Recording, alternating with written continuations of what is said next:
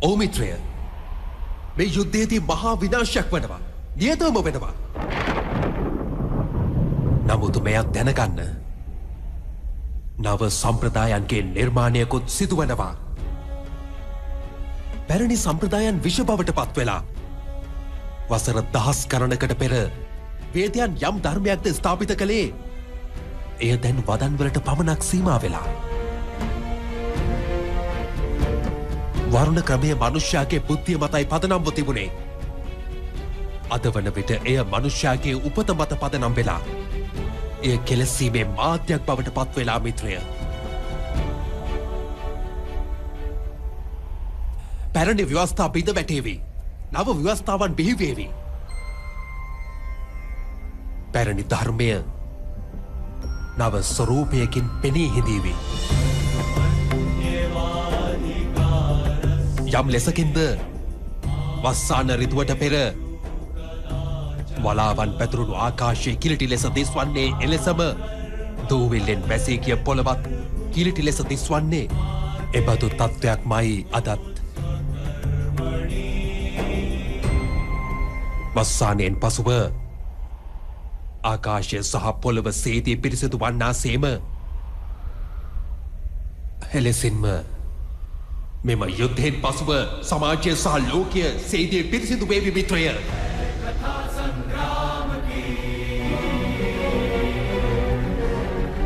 යුද්ධයෙන් පසුව මේ සමාජයත් ලෝකයත් පිරිසිදු වේවි. එහෙයින් මෝහය අත්හරින්න මගේ මිත්‍රය. සමස්ත ලෝකයේම යහපත ගැන සිතන්න. අභියෝසවන්න, යුද්ධ කරන්න, යුද්ධ කරන්න.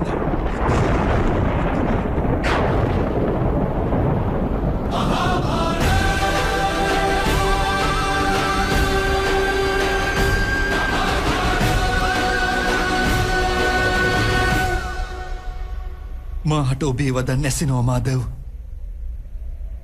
නමුත් එහි අරුත් මාගේ හදවත කරා යන්නේ නැහැ. මාගේ මනස මෝහයෙන් වැසී ගිහින්. කෙබඳු අයුරින් මාගේ ධර්මය දැක ගන්නද?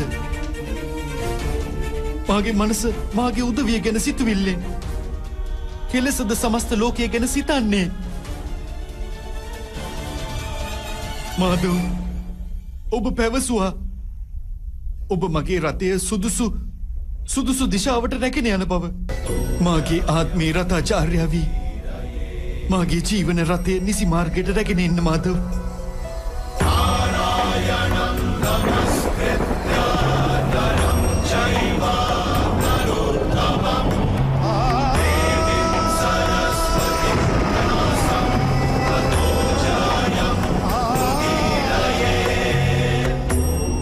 කුමක් දැන ගැනීමෙන්ද මාගේ දුබල බව බැහැර කළ හැකි වන්නේ?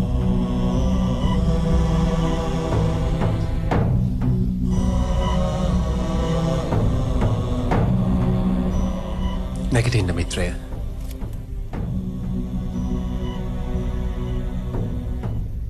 අසන්න මිත්‍රය. ජීවිතය රහස දැනගන්න. මේ සසරේ සැබෑ ස්වරූපය වටහා ගන්න මිත්‍රය. ගංගාවේ ජල ප්‍රවාහයට අත මිටමොලවා තමා ඉවතට ගතහොත් කිසිවක්ම හිමි වන්නේ නැහැ.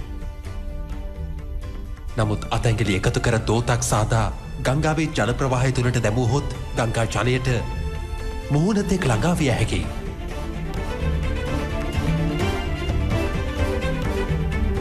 සිතා බලන්න මිත්‍රය. අහංකාරයේ මෙටද තැනුවේ කියා. නැතිනම් කැපවීමේ දෝතද ඔබ තනාගෙන තිබෙන්නේ.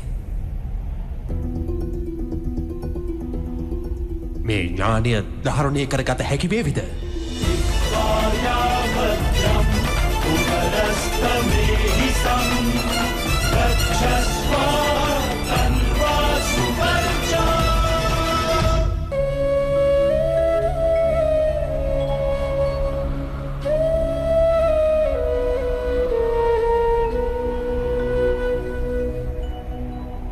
මේ ලෝකය කුමක්ද මිත්‍රය?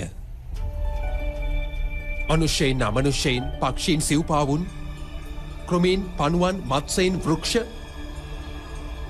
මේ සියල්ල කෙසේද තැනෙන්නේ? කුමන පදාර්ථයකින්ද ඔවුන්ගේ උපත සිදුවන්නේ? කෙසේද පවතින්නේ? කෙසේද ජීවත් වන්නේ? මරණය සිදුවන්නේ කෙසේද ඔවුන්ගේ? මරණයෙන් පසුව ඔවුන්ට කුමක්ද සිදුවනු ඇත්තේ?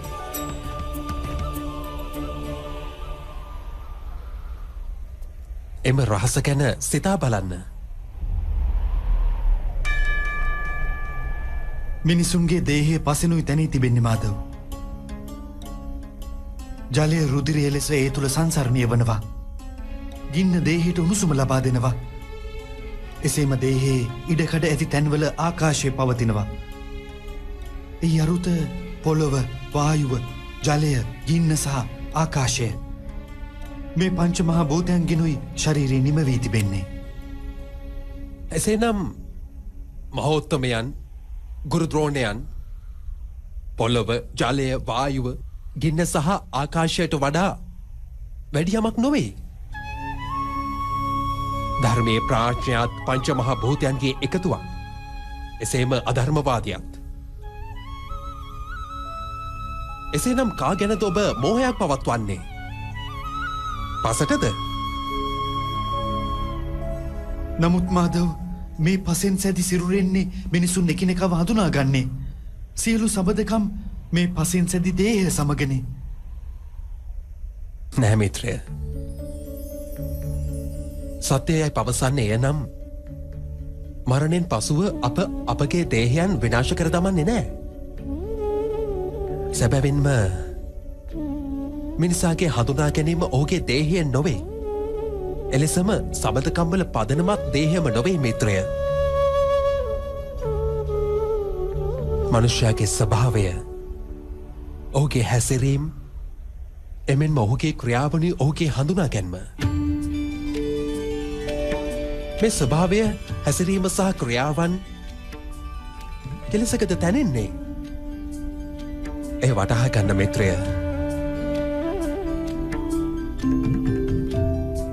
මනුෂ්‍ය ජීවිතය දෘශ්‍ය සහ අදෘශ්‍ය පදාර්ථයන් 20ක එකතුවක් පමණයි මිත්‍රයා. එය එසේ වුවත් සෑම මිනිසෙකුගේම ස්වභාවය සහ ක්‍රියාවන් එකිනෙකට වෙනස් බවයි පෙනෙන්නේ. ඒවා හේතු සහිතයි. විශ්වයේ ගුණ 3ක් මත. තමස්, රජස්, එලෙසම සත්ව. ඒ ගුණ 3 කුමක්ද මාධව? තමසේ අරුත වන්නේ අන්ධකාරය. හොඳ නරක ගැන සිතා නොබලා ජීවිතය ගත කිරීමට තාමසික හැසිරීම කියයි පවසන්නේ. සතුන් සියතුන් දිවිගෙවන්නේ එලෙසයි.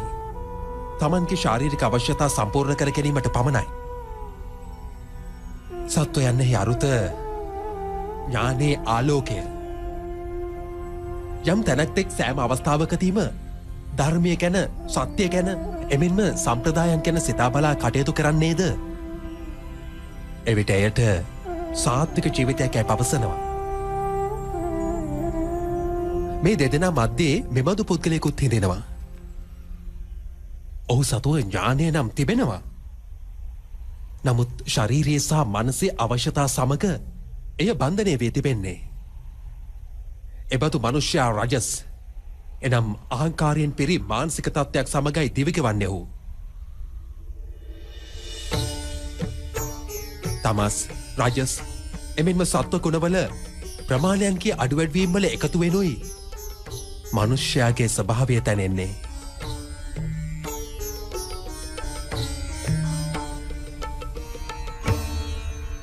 ඉදිරිය බලන්න මිත්‍රය. මේ උදවිය තුළ ඔබට කුමන ගුණයක්ද දිස්වන්නේ කියා? යුවරජ දුර්යෝධන ධර්මය දන්නවා. නමුත් අනුගමනය කරන්නේ නැහැ. ඔහුගේ ජීවිතයේ පදනම අහංකාරය. එහි අරුත ඔහු තුළ තමස් අඩුයි. රජස් අධිකයි. එසේම සත්වගුණය සම්පූර්ණයම නැහැ. ශරීරය මාර්ගයෙන් ශරීරයේ සැප දුක අත්විඳිනවා. නමුත් ආත්මය ශරීරය නොවේ මිත්‍රය. ශරීරය අපහට නසා දැමිය හැකියි. නමුත් ආත්මය අපහට නසා දැමිය නොහැකියි.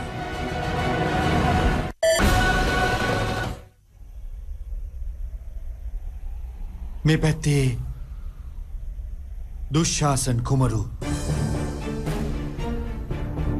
ඔහු සදහටම තම අයියන්ඩිගේ නියෝග පිළිපැද්දා නොසිතා නොබලා.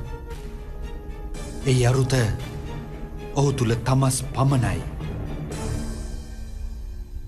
මහෝත්තමයන් දෙසත් බලන්න මිත්‍රය. සත්ව සමග තමස්වල මුසුවක් අහංකාරයක් නොමැත. නමුත් පැරණි ධර්ම පැරණි සම්ප්‍රදායන් සහ ප්‍රතිඥා සමග බැඳිලායි තියෙන්නේ. අවශ්‍යතාවයක් ඇතිවුවත් තමන්ගේ ප්‍රතිඥාවන් බිඳිය නොහැකි.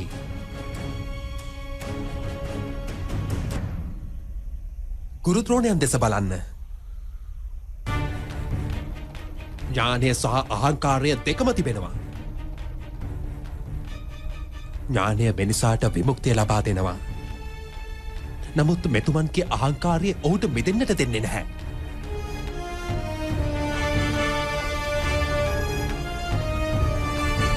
නමුත් මාධව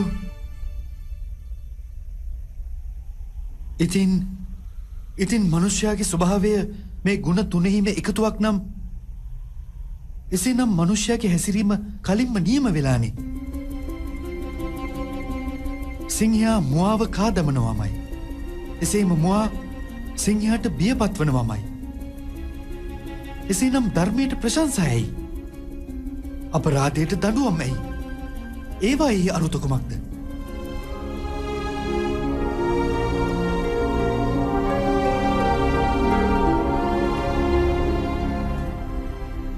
ඒක ඉතා හොඳ ප්‍රශ්නයක් මිත්‍රය. නමුත් ඊට පෙර මනුෂ්‍යයා යනු කුමක්ද? එය දැනගත යුතුයි. මනුෂ්‍යයා මහා භූතයන් පහක් පමණක්ම නොවේ. පදාර්ථ පහකුත් නොවේ. ඥාන ඉන්ද්‍රියන් පහක්, කර්ම ඉන්ද්‍රියන් පහක්, එමෙන්ම ගුණ තුනක්.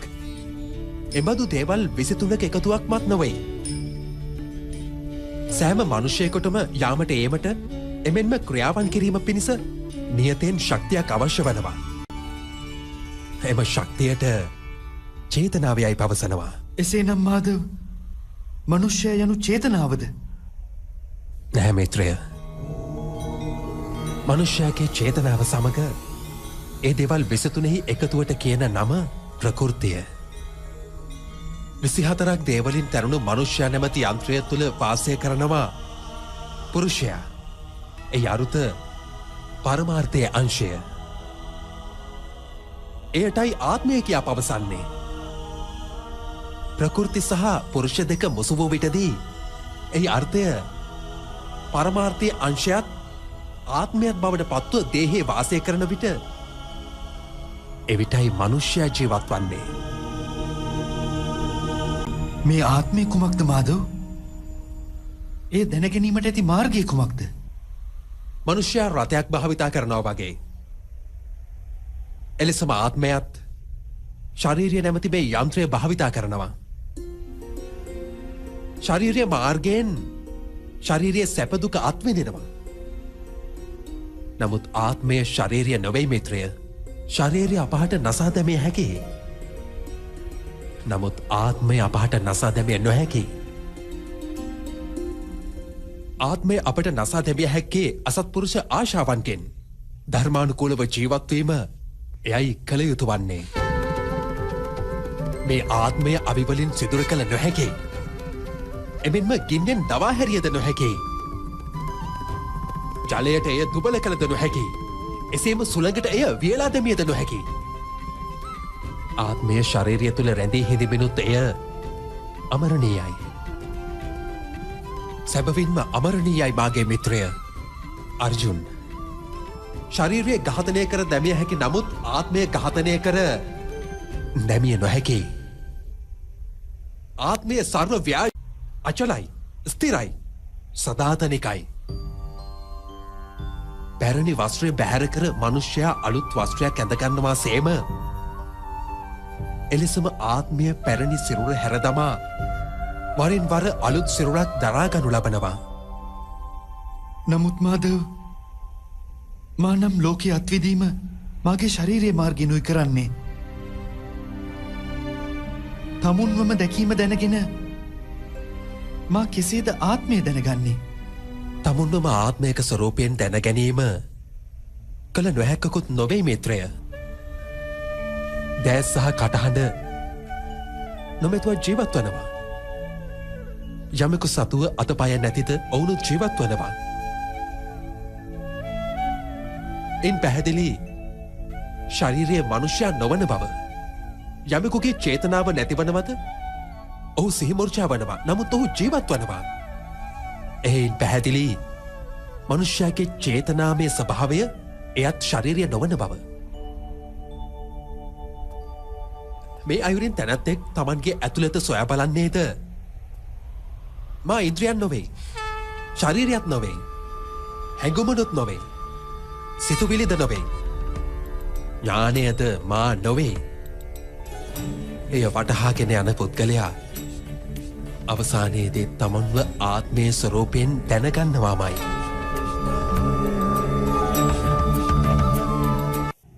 මේ ආත්මේ කාර්ය කුමක්ද මාදව? පරම බ්‍රහ්මයා කොටස් වූ විට පුරුෂයා සහ ප්‍රකෘතිය තැනුණා. එවිට පුරුෂයා එනම් පරමාර්ථය අංශයත් ආත්මය බවට පත්ව ප්‍රකෘතියෙහි සෑම වස්තුවක් තුළම ලැබුම් ගත්තා. එම ආත්මය මෝහය සහ අන්ධකාරය විසින් බට කරගත්ත මිත්‍රය. එම මෝහ නිද්‍රාවෙන් අවදිව තමන්වම පරමාත්මයේ අංශයක් ලෙස දැන ගැනීමයි ආත්මයේ කර්තව්‍ය, ඉලක්කය සහ ජීවන කාර්යය.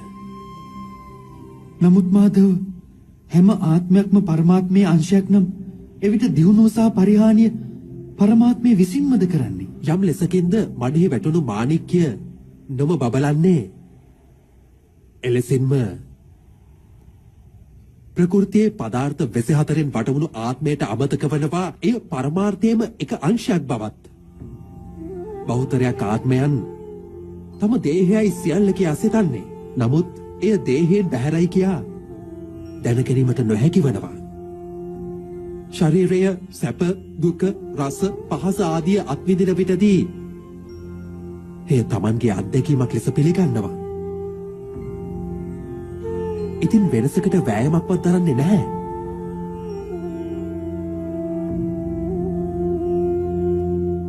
වෙනස් වීමට වෑයම් නොකරන ආත්මයන් නිරතුරු අධර්මයන් සිදු කරනු ලබනවා. ඔවුන්ව අවදි කරවීම උදෙසා දඬුවම් දීම අනිවාර්යයි.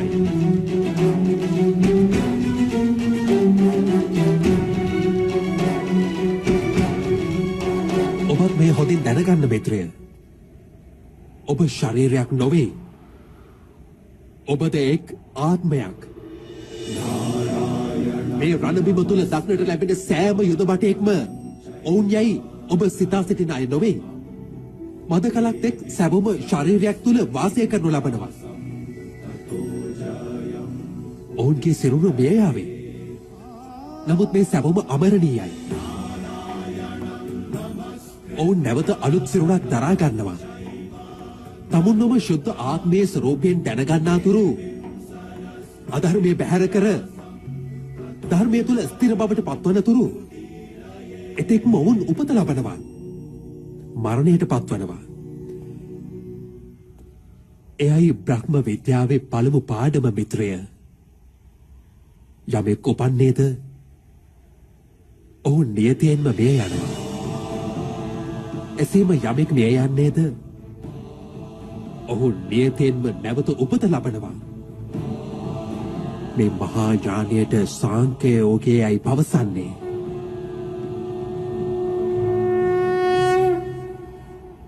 එවිට ධර්මය සහ අධර්මය යනු කුමක්ද මාදව? යම් මාර්ගයක ගමන් කර මිනිසා තමුන්වම ආත්මයක ස්වરૂපයෙන් දකින්නේද? පරමාර්ථයේ අංශයක ස්වરૂපයෙන් තමුන්වම දැනගන්නේද? ඒ මාර්ගයට ධර්මයයි පවසනවා.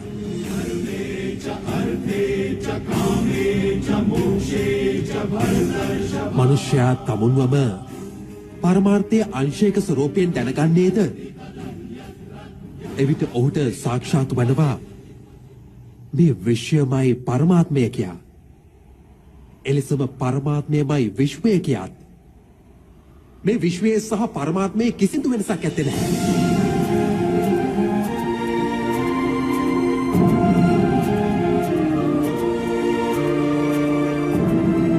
යම් මනුෂ්‍යයෙක් ඒ දැනගන්නේද ඔහු අනෙකුත් මිනිසුන් සහ ප්‍රාණීන් කෙරෙහි දයා රහිත සහ කල්කශ වන්නේ නැහැ.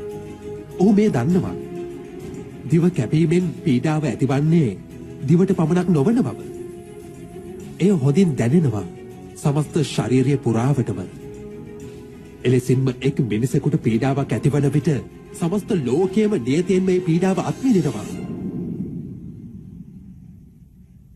ලෝකයේ එකම මිනිසෙක් හෝ පීඩිතව හිඳිනතුරු එතෙක් සැබවින්ම කිසිවෙකුගේ සැපය සම්පූර්ණ වන්නේ නැහැ. ඒ දැනගැනීමෙන් වෙනසාගේ මනස කරුණාවෙන් පෙරී ගිය විට එයයි ධර්මය වන්නේ.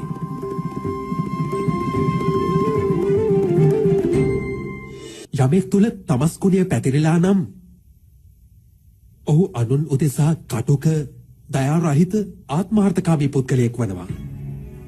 තමුන් පිළිගත් සැපයන් උදෙසා අනුන්ට දුක් ලබා දෙනවා. පරමාර්ථයන් වෙත කිසිවිටකත් ඔහු ගමන් කරන්නේ නැහැ. එහි අරුත අධර්මය පරමාර්ථයෙන් ඈතට ගෙන යනු ලබන මාර්ගයේ නාමයයි. එහි අරුත අධර්මයයි. අඥාන භවයේ අනිත් නම. එසේනම් අඥාන කෙනා කෙරෙහි දයාව දැක්වීමනේ අවශ්‍ය. දඬුවමේ අරුත කුමක්ද?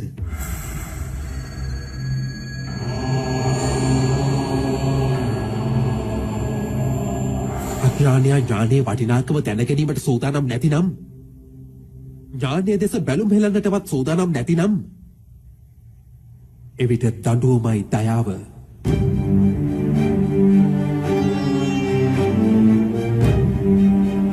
ඔහු කෙරෙහිත් අනිකුත් උදවිය කෙරෙහිත්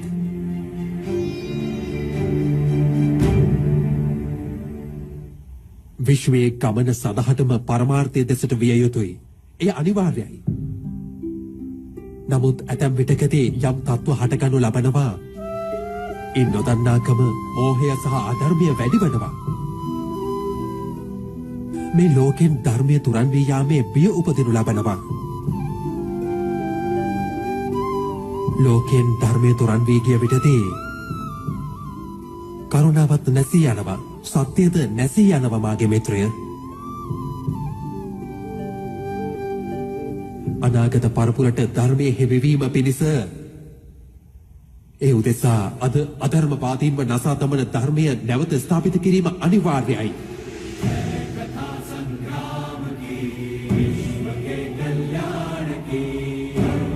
අදත් එබඳුම තත්ත්වයක උදා වී තිබෙන්න මිත්‍රය. එයින් ධර්මය ස්ථාපිත කිරීමේ කාර්ය ඔබගේ. එනිසා මේ දුබන බව බැහැර කර දමන්න. මේ යුද්ධය උදෙසා සූදානම් වන්න.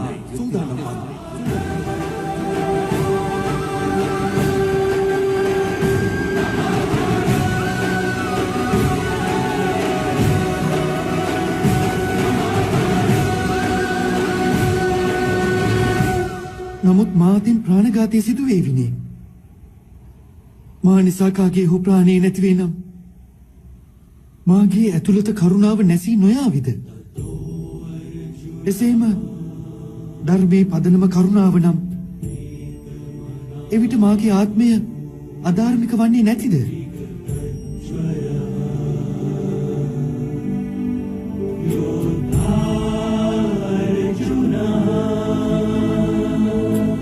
කර්මයකින් බන්ධනයක් නිසැකවම නිර්මාණය වනවා. නමුත් කාර්යයකින් බන්ධනයක් නිම වෙන්නේ නැහැ මිත්‍රය. ඔබට කර්මයේ සහ කාර්යයේ වෙනස කුමක්දයි දැන ගැනීමට අවශ්‍ය වෙනවා. සියලු කර්මයන් කාර්යයන්. නමුත් සියලු කාර්යයන් කර්මයන් නොවේ. කර්මය යනු මෙබඳු කාර්යයන් වලට එයත් සමග ප්‍රතිඵලයේ ආශාව බැඳී ඇති විට මිනිසා යම් විටක සැපයට සම්පත්වලට ප්‍රශංසාවලට ආශාවක් තබාගෙන යම් කාර්යයක් කරයිද ඔහු කාර්යයේ ඵලයෙන් නියතෙන්ම බැඳී යනවා. යම් කිසි ක්‍රියාවක් ඵලය ගැන ආශාවෙන් සිදු කළහොත් ඒට සකාම් කර්ම යෝගය කියයි පවසන්නේ. එසේම යම් කිසි ක්‍රියාවක් ඵලය ගැන කිසිදු ආශාවක් නැතිව සිදු කළහොත් ඒට නිෂ්කාම් ධර්ම යෝගය කියයි පවසන්නේ. එම කාරණය නිසාමයි ඔහුට නැවත නැවතත් උපත ලබන්නට සිදුවන්නේ. සැබවින්ම මිනිසාව යම් ක්‍රියාවකින් බැඳ තබන්නේ නැහැ. ක්‍රියාව හා බැඳුණු ආශාවනුයි ඔහුව බැඳ තබන්නේ.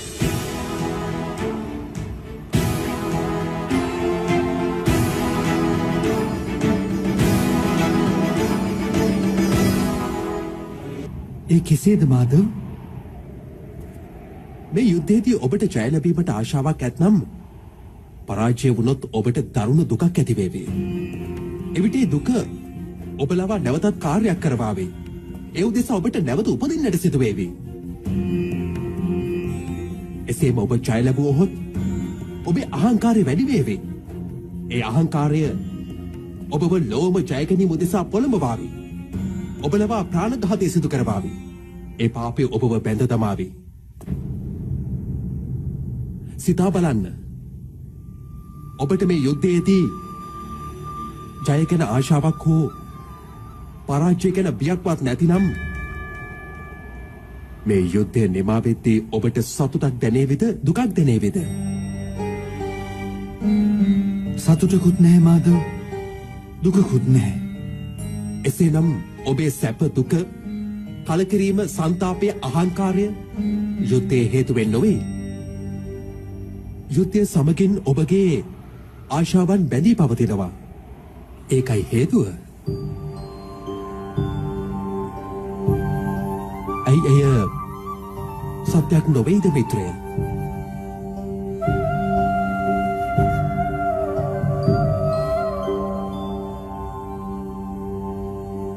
මේ දුක සහ සැපයන් වලදී ලාභයන් හා අලාභයන් වලදී නොසලී සිටින පුද්ගලයා කිසි විටක මේ ලෝකයේදී පරාජයට පත් නොවේ.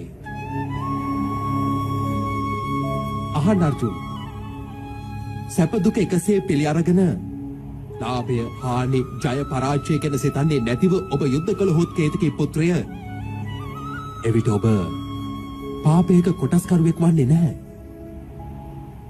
එයට කර්ම යෝගය කියයි පවසන්නේ. සාංඛ්‍යයේ ඥානය හිමි කර ගන්නා කෙනා ඔහු දැනගන්නවා මෙය ඔහු ශරීරයේ නොවේ, ආත්මයක් පමණක් බව. ශාරීරිය විඳින අත්දකින දෙය මරණය තෙක් පමණක් බව. එය යථාර්ථය නොවේ, සැබවින්ම මායාවක්. ඔහුට කර්මයෝගියෙකු වීමට පහසු දෙයක් වනවා. නමුත් මාධව, කර්මයකින් බන්ධනයක් වීම නියත නම් එසේනම් කාම ලෝකේ අතහැර දමා සන්‍යාසී වීම උචිත නැතිද? ඔය සිදුවිල්ලේ ප්‍රතිඵලයක් ලෙසයි අද මේ යුද්ධයේ සිදුවන්නේ මිත්‍රය.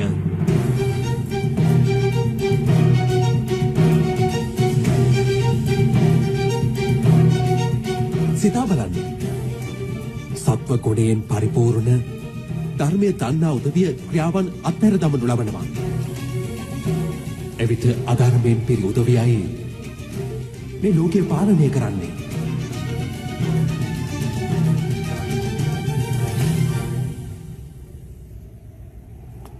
මහෝත්තම භීෂ්මයන් විසින් කාම ලෝකයේ බැහැර නොකළා නම් අද අධර්මය මෙතරම් වැඩි වන්නේ නැහැ.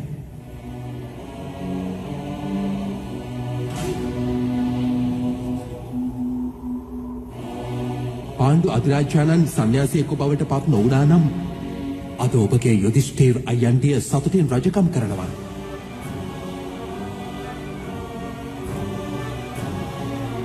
ඔහු තමන්ගේ ප්‍රජාවට යුක්තිය සහ ධර්මයේ ඥානය ලබා දෙනවා. නමුත් දුක්ඛිත කරුණ නම් මෙයයි මිත්‍රය. සත්ව ගුණයෙන් පිරි මිනිසාටයි ලෝකයාට යහපතක් කළ හැකි වන්නේ. නමුත් ඔහුමයි සන්න්‍යාසය වීමටත් කල්පනා කරන්නේ. එය ජලය වාෂ්ප බවට පත්ව ඉහළට යනවා වගේ. එහෙත් මඩ එලෙසම එතනම පවතිනවා. එලෙසම සත්ව කුණැති සත්පුරුෂ පුද්ගලයන් ලෝකයේ අත්හැර දමනු ලබනවා. එවිට තමස්පිරි අධාර්මික උදවිය ලෝකයේ තුල ක්‍රියාකාරී වනවා. ඒ කරුණ නිසායි ලොව තුල පාපය සහ අධර්මය වැඩිවන්නේ.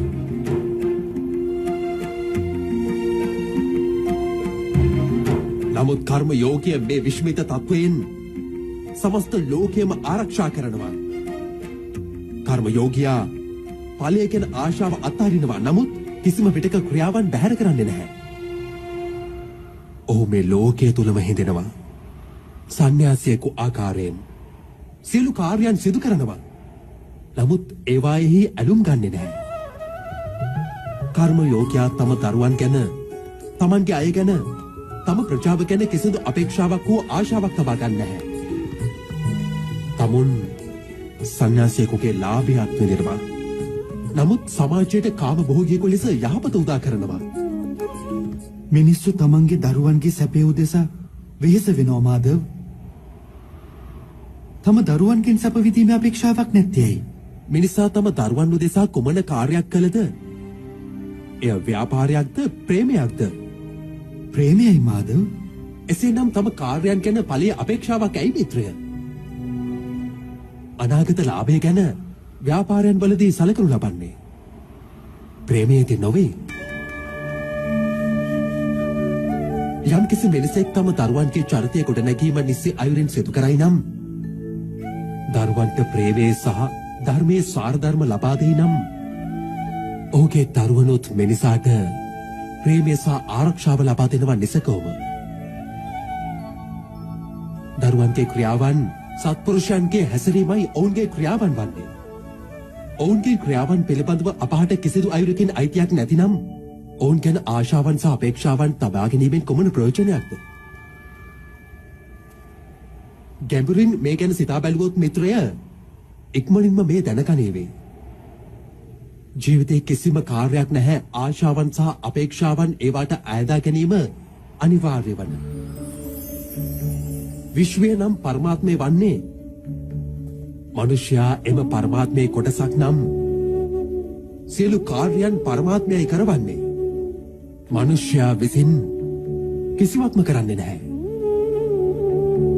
එය කර්ම යෝගයේ මූලික සිද්ධාන්තය මිත්‍රය.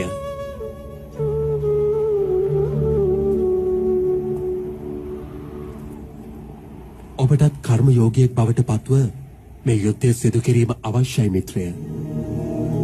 ඔබ ජන්මයත් සමගින්ම එය රැගෙනයි පැමිණිය මිත්‍රය. ආත්මයක් පාසාම එය ඔබ පසුපස ලූබැඳ පැමිණියා. ගුණ 3ක් අත්හැර තමා නිර්ගුණවත් වන්න මිත්‍රය. මෙම දෙගඩියාවෙන් මිදෙන්න ඔබ සදා සත්ව හෙවත් පරමාත්මය කෙරෙහි බුද්ධිය යොදවන්න. යුතුයකම් මිට කිරීම සිදු කරන්න. යමක් හිමි කර ගැනීමේ කැමැත්ත, යමක් හිමි කරගත් කෙනෙකු ආරක්ෂා කිරීමේ සිතුවිල්ල බැහැර කරන්න මිත්‍රය. ඔබේ ආත්මය ස්වාධීන කරගන්න. සිහියේ තබා ගන්න මිත්‍රය. කර්මය විසින් තීරණය කරනු ලබන්නා වූ සෑම දෙයක්ම විශ්ව ශක්තියත් සමගින් සැමදා බැඳී තිබෙනවා මාගේ මිත්‍රය. ඔබගේ අයිතිය වන්නේ ක්‍රියාවන් සිදු කිරීම පමණයි. ඵලය ඊශ්වරයන්ගේ අතෙහි තිබෙන්නේ. එනිසා ක්‍රියාවන්ගෙන් පැන යාමක් උචිත වන්නේ නැහැ. එසේම ක්‍රියාවේ ඵලය ගැන ආශාවන් තබා ගැනීමත් උචිත වන්නේ නැහැ.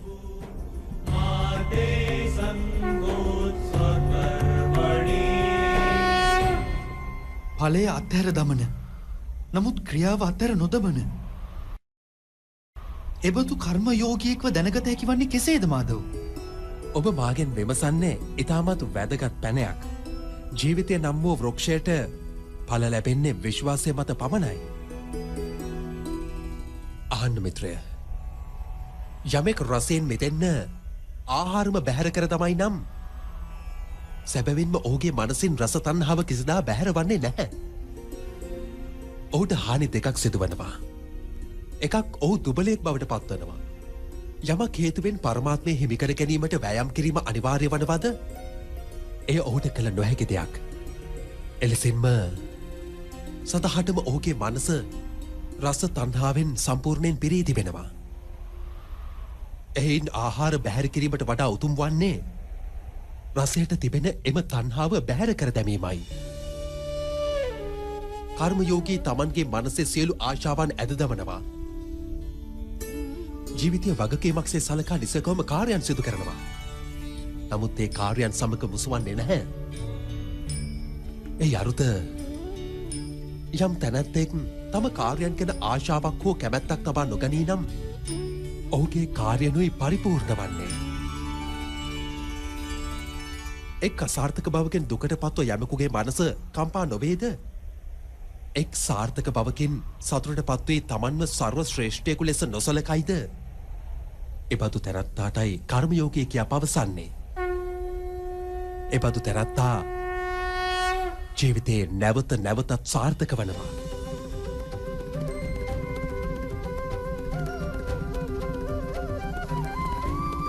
මහා බල පරාක්‍රමයකින් සමන්විත සන්නද්ධ සේනාවක් සිටියත් පුරුෂයෙකුගේ ආත්ම ශක්තියට එය අභියෝගයක් කළ නොහැකි අර්ජුන්.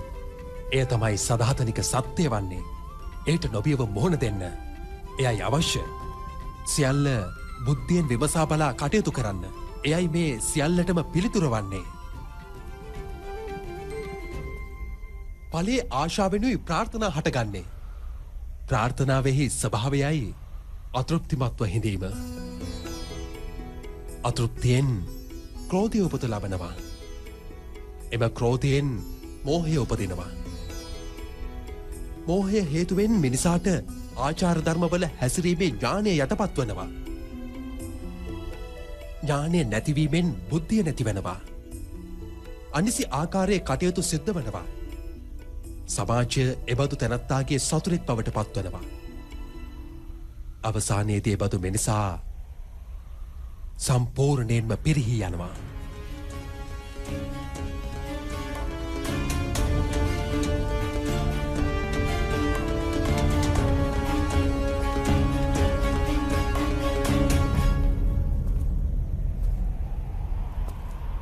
දුර්යෝධන අයියන්ටිය වගේ ඔහුගේ සේනාපති මහෝත්තමයන්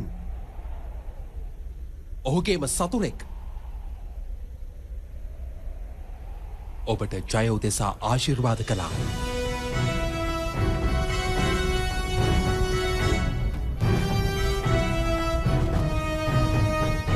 මිත්‍රය, කර්ම යෝගය බ්‍රහ්ම විද්‍යාවේ දෙවන පියවරයි.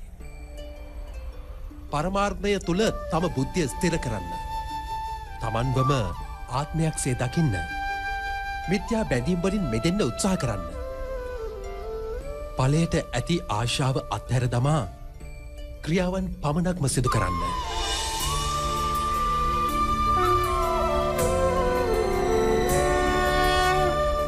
තම බුද්ධිය පරමාත්මය තුල ස්ථිර කර කර්ම යෝගී වීමට මාර්ගය කුමක්ද මාධව? මිත්‍රය, සාංඛ්‍ය යෝගයේ හේතුවෙන් මිනිසා නිතරම පරමාත්මය සිහිපත් කරනවා. පරමාත්මය සිහි කිරීම හේතුවෙන් මනුෂ්‍යයාගේ හදවත තුළ කැපවීමේ හැඟීම උපදිනවා. එම හැඟීමට භක්තිය කියා පවසන්නේ. භක්තියෙන් මිනිසාට සත්‍ය සහ අසත්‍ය ගැන ඥානය හිමිවනවා. එම ඥානයෙන් ඔහුට පරමාත්මය දකින්නට හැකිවනවා. යමෙකුට පරමාර්ථය දැක ගැනීමට හැකිවනවාද ඔහුයි සැබවින්ම කර්මයෝගියෙක් බවට පත්වන්නේ. භවයෙන් භවය තුළ සැරසැරීමෙන් මිදී විමුක්තිය සාක්ෂාත් කරනවා. සියලු ආත්මයන්හි අවසන් ඉලක්කය එයයි. ධර්මයේත් අවසන් පියවර වන්නේ එයයි. නමුත් මා පරමාත්මය දැකීමෙන් තොරව කැපවීම කළ හැකි කෙසේද මාධව? පරමාත්මය දැක ගැනීම උදෙසා තම දැස් මත වේලුණු තණ්හාව, අහංකාරය, ක්‍රෝධය ආදී ග්‍රහණයන්ගේ තිර ගලවා දැමීමට වනවා. අඳුර කුටියක් තුළ හිදෙන මිනිසෙක් පැවසුවහොත් ඔහුට සූර්යයා දකින්නට උවමනා බව එවිට ඔහුට කුමක්ද පවසන්නේ? මෙයම නේද පවසන්නේ. කුටියෙන් පිටතට පැමිණෙන්න. මේ ආකාශය යට සිටගන්නට කියා. සූර්යයා හැමදාමත් එලෙසින්ම පවතිනවා. එලෙසින්මයි මිත්‍රය මේ ශිෂ්‍යමයි පරමාර්ථය. පරමාර්ථයමයි සියල්ලම. පරමාර්ථයෙන් තොරව කිසිවක්ම නැහැ. යමෙක් තම ආත්මය දැකගනු ලබනවාද ඔහු නියතියෙන්ම පරමාත්මය දැකගන්නවා. ලුණු අංශුවක් තුළ පවතින එම ලුණු රසයත් සමස්ත සයුරේම පවතින ලුණු රසයෙන් වෙනස් වන්නේ නැහැ. එලෙසින්ම තම ආත්මය දැක ගැනීම පරමාර්ථමය දැකුමින් වෙනස් වන්නේත් නැහැ.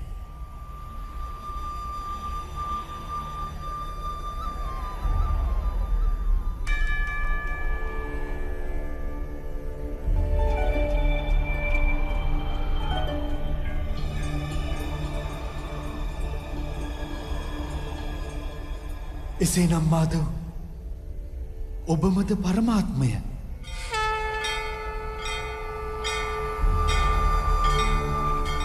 ඔව් මිත්‍රය, මමයි පරමාත්මය. යම්සේ ඔබ පරමාර්ථයද එසේනම් ඔබ තවමත් අවදි වී නැහැ මිත්‍රය. මා එය කලින්ම දැනගත්තා. ධර්මස්ය තදාත්මානම් සෘජාම්‍යහම්. එසේනම් මාධව ඔබ කෙරෙහි වන කැපවීම ඊශ්වරයන් කෙරෙහි වන කැපවීමක්ම නොවේද? නිසකවම මා කෙරෙහි ඇති කැපවීමයි පරමාත්මය කෙරෙහි කැපවීම වන්නේ. එය සදාතනික සත්‍යයක්. මා කෙරෙහි විශ්වාසය තබන්න. මේ සමස්ත ලෝකයම අත්හැර මාගේ සරණට පැමිණෙන්න මාගේ මිත්‍රය.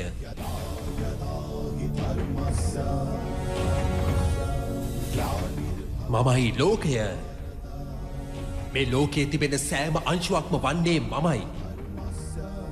මමයි සූර්යා. එසේම මමයි චන්ද්‍රයා. මමයි නැකත්තරු. මමයි සියලු ග්‍රහයන් වන්නේ.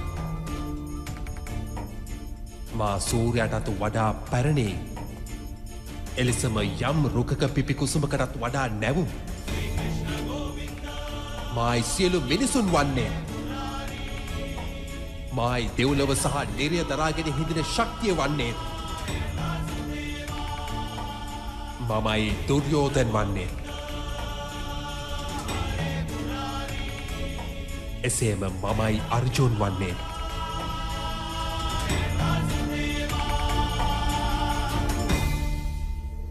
ඒ කෙසේද විය හැකි මාධව? ඔබේ උපත බොහෝ දෙනෙක් තම ජීවිත කාලයේදී දුටුවනේ. ඔබේ මෑණියනුත් තවම ජීවත් වනවා. ඇගේ කුසින්නේ ඔබ බිහි වුණේ. ඔබ පැරණිම සහ නොනැසෙන විය හැක්කේ කෙසේද? ඔබ ඔය සිරුරයි දකින්නේ. ඒත් මා ආත්මය ගැනයි පවසන්නේ. මගේ බොහෝ උපත් සිදු වුණා මිත්‍රය. මා නොයෙකුත් අවතාරයන් දරාගනු ලැබුවා. මාහට නොයෙකුත් සිරුරුත් තිබුණා. ඒවා මේ පසට එකතු වුණා.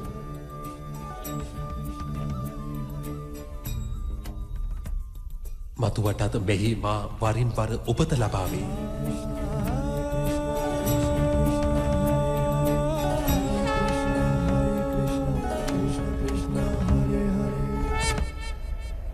මෙතරම් දේ මා ඔබට පවසන්නේ ඔබ ධාර්මිකයෙකු වන නිසයි. මා මේ පවසන සෑම දෙයක්ම සිහියේ තබා ගැනීම වැදගත් වනවා.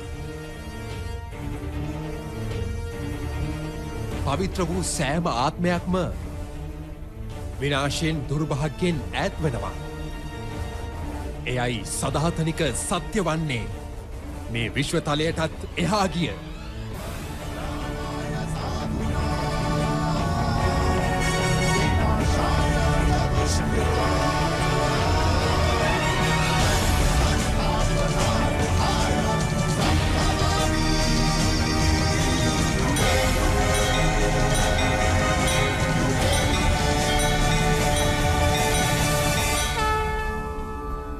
යම් විටකද ධර්මයට හානි වන්නේ යම් විටකදීද අධර්මය වර්ධනය වන්නේ ඒ හැම විටම සත්පුරුෂයන්ව මුදවා ගැනීම පිණිස අධර්මවාදීන් වැළසීම පිණිස ධර්මය නැවත ස්ථාපිත කිරීම පිණිස මමමයි උපත ලබන්නේ. එය සෑම යුගයකදීම සිදුවෙමින් පැවතියා. එසේම මතුවටත් එලෙසම සිදුවේවි. මමයි නොනැසෙන පරමාත්මය. මමමයි මත්ස්‍ය වුණෙත්. මායි වාමන අවතාරය වූයෙන්. මායි පරශුරාම්. මායි රාමචන්ද්‍ර බවට පත් වුණෙත්. මායි බ්‍රහ්ම විෂ්ණු සහ මහේෂ් වන්නෙත්. මායි සරස්වතී කාලි සහ ලක්ෂ්මියත්.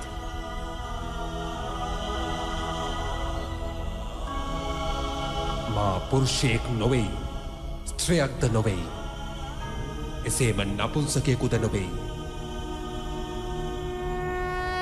මා ශරීරයද නොවෙයි, සිරුරේ අවයවයකුත් නොවෙයි. මා ඥානයයි, මා විශ්වයයි, චේතනාවයි, පරම බ්‍රහ්මයයි. මා මේ සියල්ලයි. එසේම කිසිවකුත්ම නොවෙයි.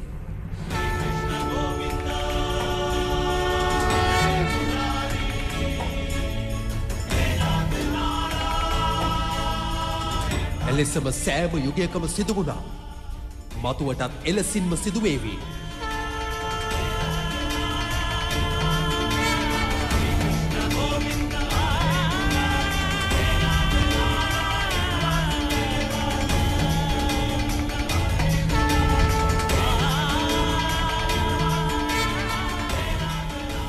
ඔබ විසින් ආත්මඥානය හිමිකරගත් විට මිත්‍රය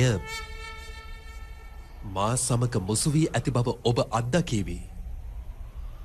එවිට ඔබද මා මෙන්ම මිත්‍රය තමුන්වම පරමාත්මයේ ස්වරූපයෙන්ම දැකගනීවි. නමුත් මෙම පියවර අත්කර ගැනීම උදෙසා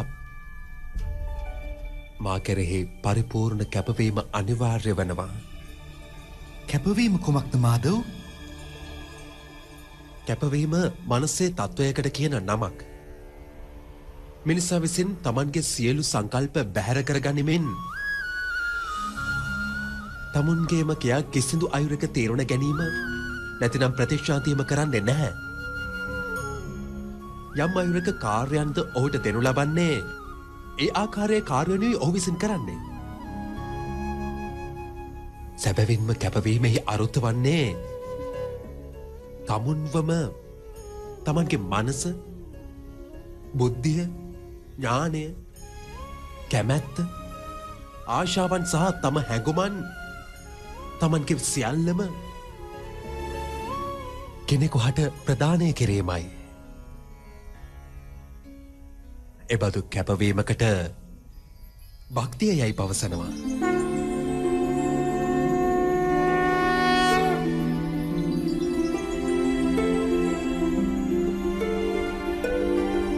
භාර්යාවගේ කැපවීම ස්වාමියා කෙරෙහි. යුද බටයාගේ කැපවීම සේනාපති කෙරෙහි. සිසුවෙකුගේ හද තුළ ගුරු භක්තිය පවතිනවා. මේ සියලු භක්තිීන් එක සමානයිද? සියල්ලන්ට ඊශ්වරයන්ව සාක්ෂාත් කළ හැකිද? නැහැ මිත්‍රය. මිනිසා යමෙක් කෙරෙහිද කැපවන්නේ ඔහුගේ ස්වරූපය තුළට ඔහු සමවදිනවා. ඔහුගේ සිත තුළ කිසිදු සැකයක්, කිසිදු පැනයකට ගන්නෙත් නැහැ. අසත්පුරුෂයන් කෙරෙහි වන කැපවීම එම මිනිසාගේ ක්‍රියාවන් කිලිටි කර දමනු ලබනවා. අංගයෙහි කරන් රජතුමාත් ධර්මය දැන දැනත් එම සූදු සභාවේදී පංචාලිට නොසරුප්පදන් පැවසුවා. පුරුෂයන් 5 දෙනෙකු සමග සම්බන්ධකම් තිබෙන අයෙකුට වෛශ්‍යාවනු එබඳු කාන්තාවන්. එයට හේතුව වන්නේ අංක රජතුමන් දුර්යෝධන සොයුරාට ඉතාමත් කැපවී සිටීම. මේ යුද්ධයේදී ඔහුට දඬුවම් ලැබෙන්නේ එය යම් ජාතියක් කුලයක් නිසාවෙන් නෙවෙයි. එහෙත් දුෂ්ට අයෙකුට කැපවී හිඳීම වෙනුවෙනුයි ඔහුට දඬුවම් ලැබෙන්නේ. එයින් දැනගන්න අර්ජුන්, කැපවීම උතුමේ කුදෙසාවීම අවශ්‍යමයි කියා. එනුයි මිනිසා උතුම් වන්නේ ලෝහෙන් තැනූ මාලයෙන් අපරාධකරුවන් සිරකරනු ලබනවා. පිත්තලවලින් තනු ලබන මාලයෙන් දෙවොලෙහි පහන් බැඳ දමනවා. රත්රන් මාලය ආභරණයක්සේ සලකමින් ගෙලෙහි පළඳවා ගන්නවා. පතිභක්තිය, ස්වාමි භක්තිය, මිත්‍ර භක්තිය එබඳු අයුරින් නොයෙක් භක්තියින් තිබෙනවා මිත්‍රය. නමුත් සියල්ලටම ශ්‍රේෂ්ඨ භක්තිය වන්නේ පරමාත්මය කෙරෙහි ඇති භක්තියයි.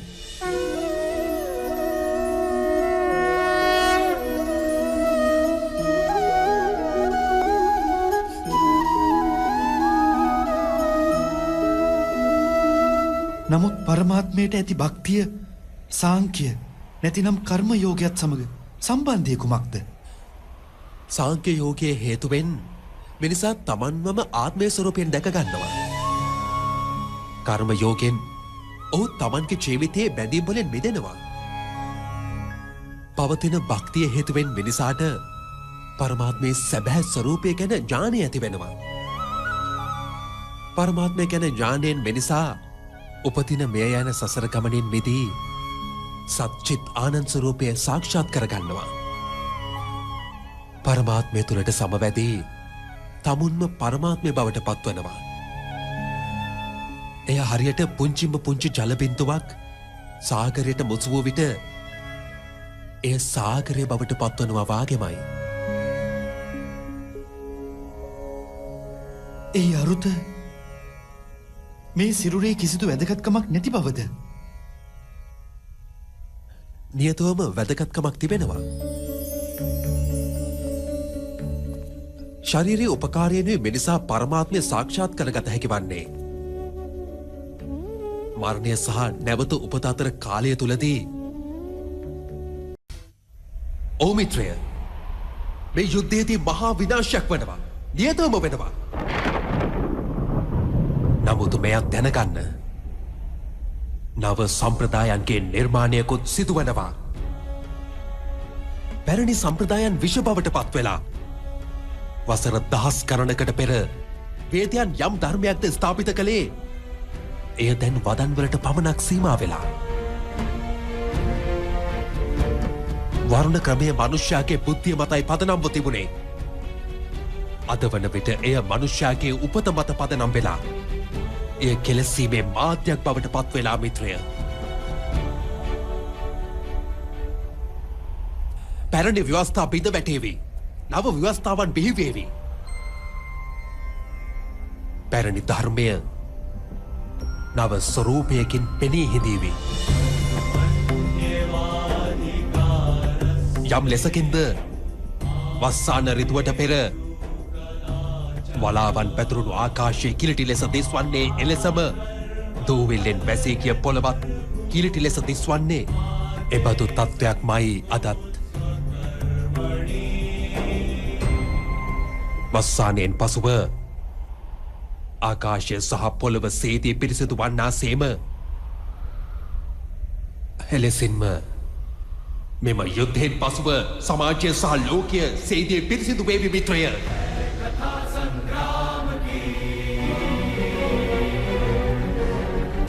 යුද්ධයෙන් පසුව මේ සමාජයත් ලෝකයත් පිරිසිදු වේවි. එහින් මෝහය අත්හරින්න මගේ මිත්‍රය. සමස්ත ලෝකයේම යහපත ගැන සිතන්න. අභියෝස වන්න, යුද්ධ කරන්න, යුද්ධ කරන්න.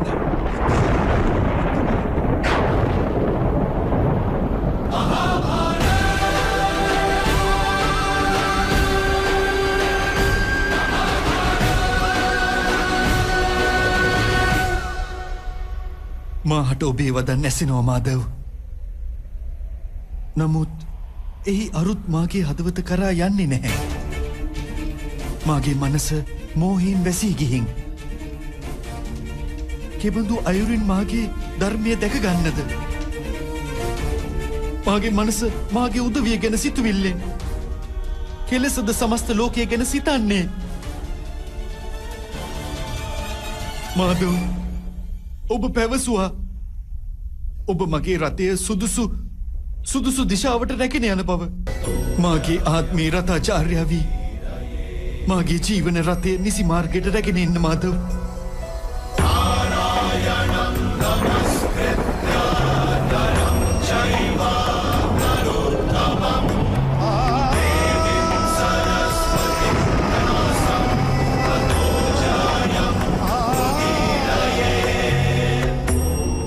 කුමක් දැන ගැනීමෙන්ද මාගේ දුබල බව බැහැර කළ හැකි වන්නේ?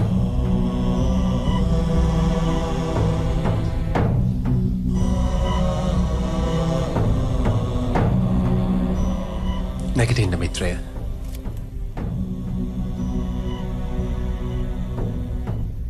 අසන්න මිත්‍රය.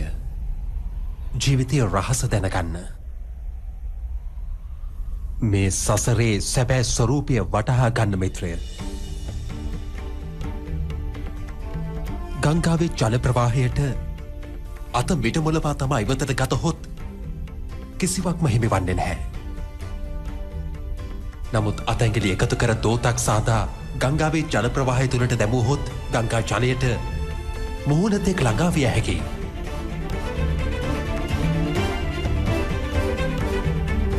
සිතා බලන්න මිත්‍රය. අහංකාරයේ මෙටද තැනුවේ කියා. නැතිනම් කැපවීමේ දෝතද ඔබ තනාගෙන තිබෙන්නේ. මේ ඥානය ධාරණය කරගත හැකි වේවිද?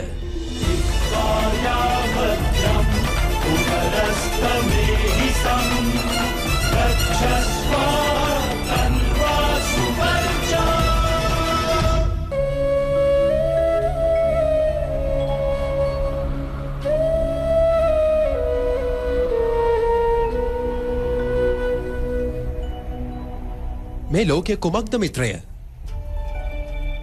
අනුෂ්‍යයින් අමනුෂ්‍යයින් පක්ෂීන් සිව්පාවුන් ක්‍රමීන් පනුවන් මත්සයින් වෘක්ෂ මේ සියල්ල කෙසේද තැනෙන්නේ? කුමන පදාර්ථයකින්ද ඔවුන්ගේ උපත සිදුවන්නේ? කෙසේද පවතින්නේ? කෙසේද ජීවත් වන්නේ? මරණය සිදුවන්නේ කෙසේද ඔවුන්ගේ? මරණයෙන් පසුව ඔවුන්ට කුමක්ද සිදුවනු ඇත්තේ?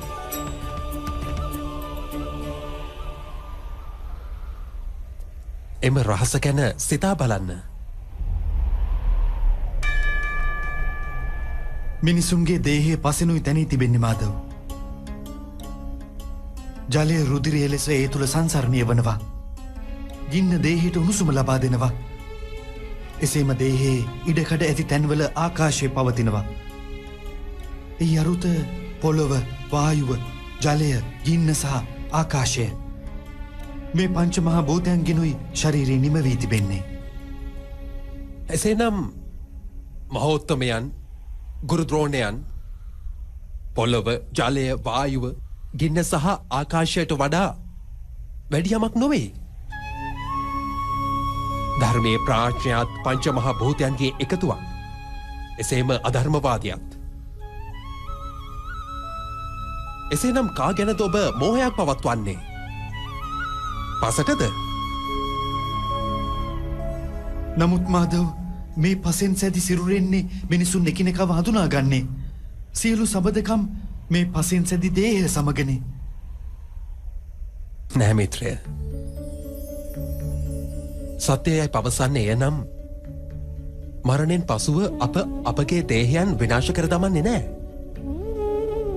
සැබැවින්ම මිනිසාගේ හඳුනා ගැනීම ඔහුගේ දේහයෙන් නොවේ. එලෙසම සබඳකම්වල පදනමත් දේහයම නොවේ මිත්‍රය. මනුෂ්‍යයාගේ ස්වභාවය, ඔහුගේ හැසිරීම්, එමෙන්ම ඔහුගේ ක්‍රියාවනි ඔහුගේ හඳුනා ගැන්ම.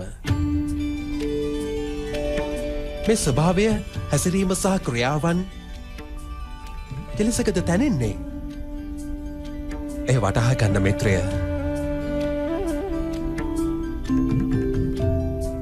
මනුෂ්‍ය ජීවිතය දෘශ්‍ය සහ අදෘශ්‍ය පදාර්ථයන් 20ක එකතුවක් පමණයි මිත්‍රයා. එය එසේ වුවත් සෑම මිනිසෙකුගේම ස්වභාවය සහ ක්‍රියාවන් එකිනෙකට වෙනස් බවයි පෙනෙන්නේ. ඒවා හේතු සහිතයි. විශ්වයේ ගුණ 3ක් මත. තමස්, රජස්, එලෙසම සත්ව. ඒ ගුණ තුන කුමක්ද මාධව? තමසේ අරුත වන්නේ අන්ධකාරය. හොඳ නරක ගැන සිතා නොබලා ජීවිතය ගත කිරීමට තාමසික හැසිරීම කියයි පවසන්නේ. සතුන් සියතුන් දිවිගෙවන්න එලෙසයි. තමන්ගේ ශාරීරික අවශ්‍යතා සම්පූර්ණ කර ගැනීමට පමණයි. සත්වයන්නෙහි අරුත ඥානයේ ආලෝකය. යම් තැනැක්තෙක් සෑම අවස්ථාවකදීම ධර්මය ගැන, සත්‍ය ගැන, එමෙන්ම සම්ප්‍රදායන් ගැන සිතා බලා කටයුතු කරන්නේද එවිට එයට සාත්වික ජීවිතයක් යයි පවසනවා. මේ දෙදෙනා මධ්‍යයේ මෙබඳු පුද්ගලයෙකුත් හිඳෙනවා. ඔහු සතුව ඥානය නම් තිබෙනවා. නමුත් ශරීරයේ සහ මනසේ අවශ්‍යතා සමග එය බන්ධනය වී තිබෙන්නේ. එබඳු මනුෂ්‍යයා රජස් එනම් අහංකාරයෙන් පිරි මානසික තත්ත්වයක් සමගයි දිවිගෙවන්නේ ඔහු. තමස්, රජස් එමෙන්ම සත්ව ගුණවල ප්‍රමාණයන්ගේ අඩුවැඩ්වීම් වල එකතු වෙනුයි මනුෂ්‍යයාගේ ස්වභාවය තැනෙන්නේ.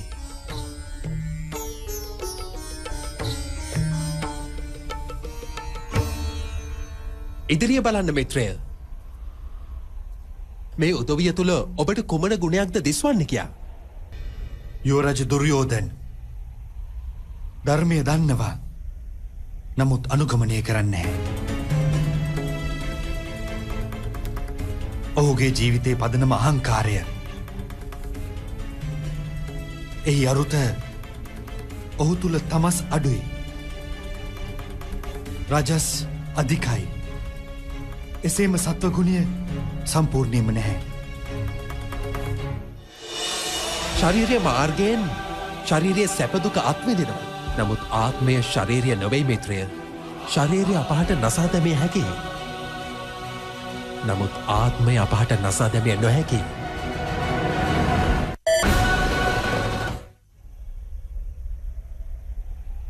මේ පැත්තේ දුෂ්ශාසන් කුමරු. ඔහු සදහටම තම අයියන්ටගේ නියෝග පිළිපැද්දා. නොසිතා නොබලා. එහි අරුත ඔහු තුළ තමස් පමණයි. මහෝත්තමයන් දෙසත් බලන්න මිත්‍රය. සත්ව සමග තමස්වල මුසුවක් අහංකාරයක් නොමැත. නමුත් පැරණි ධර්ම, පැරණි සම්ප්‍රදායන් සහ ප්‍රතිඥා සමග බැඳිලායි තියෙන්නේ. අවශ්‍යතාවයක් ඇතිවුවත් තමන්ගේ ප්‍රතික්ෂාපන් බිඳිය නොහැකි.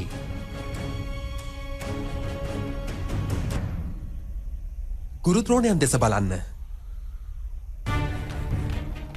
ඥානය සහ අහංකාරය දෙකම තිබෙනවා.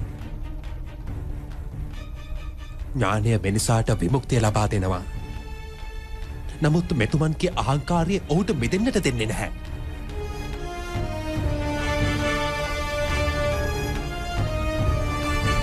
නමුත් මාධව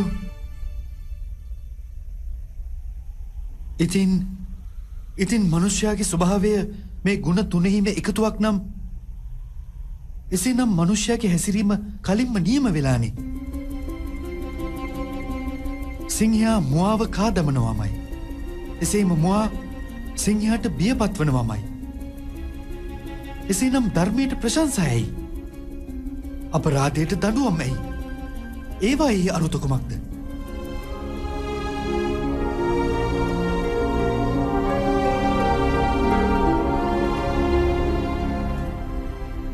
ඒක ඉතා හොඳ ප්‍රශ්නයක් මිත්‍රය. නමුත් ඊට පෙර මනුෂ්‍යයා යනු කුමක්ද?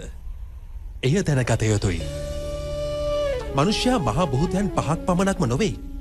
පදාර්ථ 5කුත් නොවේ. ඥාන ඉන්ද්‍රියන් 5ක්, කර්ම ඉන්ද්‍රියන් 5ක්, එමෙන්ම ගුණ 3ක්. එබඳු දේවල් 23ක එකතුවක්මත් නොවේ.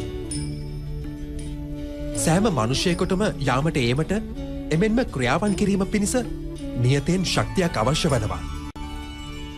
එම ශක්තියට චේතනාවයයි පවසනවා. එසේනම් මාධව මනුෂ්‍යය යනු චේතනාවද? නැහැ මිත්‍රය.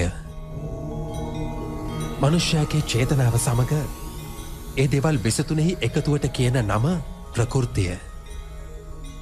24ක් දේවලින් තැරුණු මනුෂ්‍යයා නැමැති යන්ත්‍රය තුළ වාසය කරනවා පුරුෂයා. ඒ අරුත පරමාර්ථයේ අංශය. එයටයි ආත්මය කියා පවසන්නේ. ප්‍රකෘති සහ පුරුෂ දෙක මුසු වූ විටදී එහි අර්ථය පරමාර්ථයේ අංශයත් ආත්මයක් බවට පත්ව දේහේ වාසය කරන විට එවිටයි මනුෂ්‍යයා ජීවත් වන්නේ. මේ ආත්මය කුමක්ද මාධව? ඒ දැනගැනීමට ඇති මාර්ගය කුමක්ද? මනුෂ්‍යයා රථයක් භාවිතා කරනවා වගේ. එලෙසම ආත්මයත් ශරීරය නැමැති මේ යන්ත්‍රය භාවිතා කරනවා. ශරීරය මාර්ගයෙන් ශරීරයේ සැප දුක අත්විඳිනවා. නමුත් ආත්මය ශරීරය නොවේ මිත්‍රය. ශරීරය අපහට නසා දැමිය හැකි. නමුත් ආත්මය අපහට නසා දැමිය නොහැකි. ආත්මය අපට නසා දැමිය හැක්කේ අසත්පුරුෂ ආශාවන්ගෙන්. ධර්මානුකූලව ජීවත්වීම එයයි කළ යුතු වන්නේ. මේ ආත්මය අවිවලින් සිදුර කළ නොහැකි. එමෙන්ම ගින්නෙන් දවා හැරියද නොහැකි. ජලයට එය දුබල කළද නොහැකි. එසේම සුළඟට එය වියලා දැමියද නොහැකි. ආත්මය ශරීරය තුළ රැඳී හිඳිමිනුත් එය අමරණීයයි. සැබවින්ම අමරණීයයි මාගේ මිත්‍රය අර්ජුන්. ශරීරය ඝාතනය කර දැමිය හැකි නමුත් ආත්මය ඝාතනය කර දැමිය නොහැකි. ආත්මය සර්ව ව්‍යාජ අචලයි, ස්ථිරයි, සදාතනිකයි. පැරණි වස්ත්‍රය බැහැර කර මනුෂ්‍යයා අලුත් වස්ත්‍රයක් ඇඳගන්නවා සේම එලෙසම ආත්මය පැරණි සිරුර හැරදමා වරින් වර අලුත් සිරුරක් දරාගනු ලබනවා. නමුත් මාධව මා නම් ලෝකයේ අත්විදීම මාගේ ශරීරයේ මාර්ගිනුයි කරන්නේ. තමුන්වම දැකීම දැනගෙන මා කෙසේද ආත්මය දැනගන්නේ? තමුන්වම ආත්මයක ස්වරූපයෙන් දැන ගැනීම කළ නොහැක්කකුත් නොවේ මිත්‍රය. දෑස් සහ කටහඬ නොමැතුව ජීවත් වනවා. යමෙකු සතුව අතපය නැතිද ඔවුනු ජීවත් වනවා.